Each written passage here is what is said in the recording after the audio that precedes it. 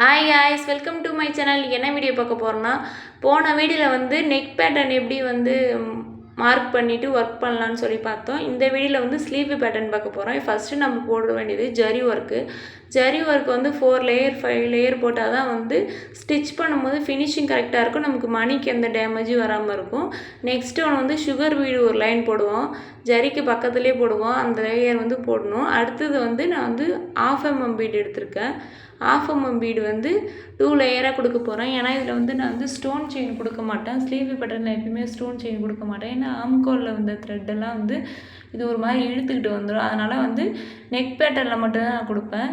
Next அந்த next design வந்து அந்த 2 லேயர் போட்டிருக்கலாம். அந்த 2 லேயரில் வந்து முக்கோண ஷேப் வர மாதிரி ஒரு டிசைன் பண்ண போகிறேன். இப்போ இந்த 2 லேயருக்கு நடுவில் வந்து ஒரு பீடு வைக்க போகிறேன். அது வந்து 2 பீட்ஸ் இருக்குன்னா அந்த நடுவில் ஒரு பீட்ஸு ஒன்று விட்டு ஒரு கேப் விட்டு கேப் கொடுத்தா ஃபினிஷிங் சூப்பராக இருக்கும், பார்க்குறதுக்கு ரொம்ப அழகாக இருக்கும். இப்போ நம்ம அப்படி தான் பண்ண போகிறோம். ஃபஸ்ட்டு 2 பீட்ஸு செலக்ட் பண்ணிவிட்டு அந்த பீட்ஸுக்கு நடுவில் வந்து ஒரு பீட்ஸ் வச்சுட்டு அப்படியே நாட் போட போகிறேன். இப்போ 2 பீட்ஸ் வச்சுக்கிட்டு அந்த பீட்ஸுக்கு நடுவில் ஒரு பீட்ஸ் வச்சுட்டு நாட் போட்டுட்டேன். அடுத்து நம்ம என்ன பண்ண போகிறோம்னா, ஒரு வந்து 1 mm பீடு வந்து ஒன்று நடுவில் வந்து வச்சுட்டு சிங்கிள் நாட் போட போகிறோம். இந்த சிங்கிள் நாட்டு வந்து நீங்கள் த்ரெட்டை சுற்றி விட்டுட்டு கீழே இழுத்து விட்டால் அந்த நாட்டு வந்து ரொம்ப டைட்டாகிடும், நமக்கு நல்லாயிருக்கும் பார்க்குறதுக்கு. இப்போ நம்ம வந்து புட்டாஸ் போட போகிறோம். புட்டாஸ்னாவே உங்களுக்கு தெரியும், சுகர் பீடுமே சரி, 1/2 inch பீடுமோ இல்லை 1 inch பீடுமே சரி, ஒன்று ஒன்றா கோத்தா தான் இந்த புட்டாஸ் வந்து கரெக்டாக நிற்கும். எப்படி சொல்கிறது, தளராமல் இருக்கும், நல்லா க்ரிப்னஸாக இருக்குன்றதுக்காக புட்டாஸ் பண்ணும்போது எப்பயுமே வந்து பீட்ஸ் வந்து ஒன்று ஒன்றா தான் விடணும். நம்ம வந்து நேர் லைன் போடும்போது வந்து 2 பீட்ஸ் விட்டால் கூட சுகர் பீட்ஸ் நிற்கும். ஆனால் புட்டாஸில் மட்டும் ஒவ்வொரு பீட்ஸ் விட்டால் தான் நிற்கும். நெக்ஸ்ட்டு நம்ம என்ன பண்ண போகிறோம்னா, 1/2 inch பீட் எடுத்திருக்கேன். அது வந்து இதுவுமே ஒன்று ஒன்றா தான் விட போகிறேன். ஒன்று ஒன்றா விட்டு பண்ணும்போது நமக்கு வந்து கரெக்டாக இருக்கும், ஃபினிஷிங் சூப்பராக வரும். இப்போ விட்டு பண்ணும்போது வந்து கரெக்டாக இருக்கும் பாருங்கள். இப்போ விட்டு பண்ணிட்டேன்.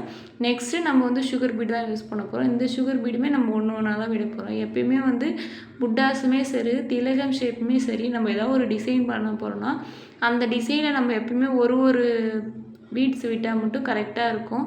நம்ம இந்த மாதிரி நெக் பேட்டர்னுக்கு, அப்புறம் இந்த ஸ்லீவு கைக்கு அந்த டிசைன் போடுவாங்க, அதுக்கெலாம் வந்து நம்ம 2 விட்டால் கூட அது கரெக்டாக இருக்கும். இந்த மாதிரி டிசைன் போடும்போது மட்டும் ஒவ்வொரு பீட்ஸாக விட்டு தான் லாக் பண்ணணும். அப்போ தான் வந்து ஃபினிஷிங் சரியாக இருக்கும். நான் ஒவ்வொரு பீட்ஸாக வச்சு லாக் பண்ணுறேன். எவ்வளோ அழகாக இருக்கும், க்ரிப்னஸாக பிடிச்சிருக்கு பாருங்கள். உங்களுக்கு பார்க்கும்போதே தெரியும்னு நினைக்கிறேன். அடுத்து நம்ம என்ன பண்ண போகிறோன்னா, 1/2 inch பீட் எடுத்திருக்கோம். அது ஒன்று ஒன்றா கோக்க போகிறோம். ஒரு பீட்ஸாக கோக்கும் போது வந்து கரெக்டாக இருக்கும்.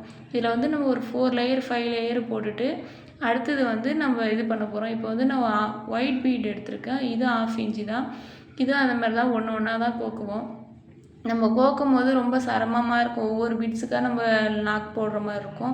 ஆனால் வந்து நமக்கு வந்து இது லைஃப் வரும். நம்ம ஒரு ப்ளவுஸ் போடுறோன்னா அது கொஞ்ச நாள் யூஸ் பண்ணணும்ல, அதுக்காக தான் நம்ம வந்து இவ்வளோ செலவு பண்ணி ப்ளவுஸ் போடுறதுனால வந்து கரெக்டாக இந்த ஒர்க் பொறுத்த வரைக்கும் கொஞ்சம் கரெக்டாக போடணும். கொஞ்சம் பேக் பெயின் இருக்க மாதிரி தான் இருக்கும். ஆனால் வந்து அது போட்டு முடிச்சுட்டு அதை பார்க்கும்போது ரொம்ப அவுட்புட் சூப்பராக இருக்கும், நமக்கு அந்த பெயின்லாம் போயிடும்.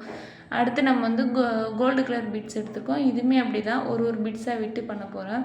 ஃபுல்லாகவே வந்து ஒரு 5 லேயர் வந்ததுக்கப்புறம் அடுத்து நம்ம ஒரு கோல்டு கலர் பீட்ஸ் விட போகிறோம். இது வந்து ஒயிட்க்கு கோல்டு எதுக்கு நான் மேட்ச் பண்ணியிருக்கேன்னா, நான் எல்லா சாரிக்கும் இது மாதிரி போட்டு வியர் பண்ணிப்பேன். அதனால் வந்து எனக்கு இது கொஞ்சம் கம்ஃபர்டபுளாக இருக்க மாதிரி இருக்கும் இந்த கலரு. அதனால் வந்து இந்த 2 கலர் நான் சூஸ் பண்ணியிருக்கேன். ஏன்னா நம்ம ஒரு ப்ளவுஸ் போடுறோன்னா வந்து எல்லா புடவைக்கும் கட்டிக்கிற மாதிரி போடணும். அதனால தான் என்னோடய ஆம்பிஷன் இதுமாரி நான் போடுவேன்.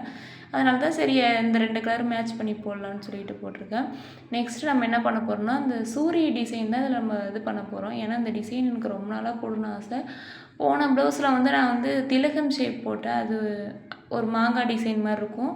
சரி இந்த டிசைன் போட்டு பார்க்கலான்னு சொல்லிட்டு இந்த ப்ளவுஸில் போடுறேன். இந்த டிசைன் ஃபஸ்ட் டைம் தான் பண்ணுறேன். ஆனாலும் ஓரளவு அவுட்புட் நல்லா வர மாதிரி இருந்துச்சு.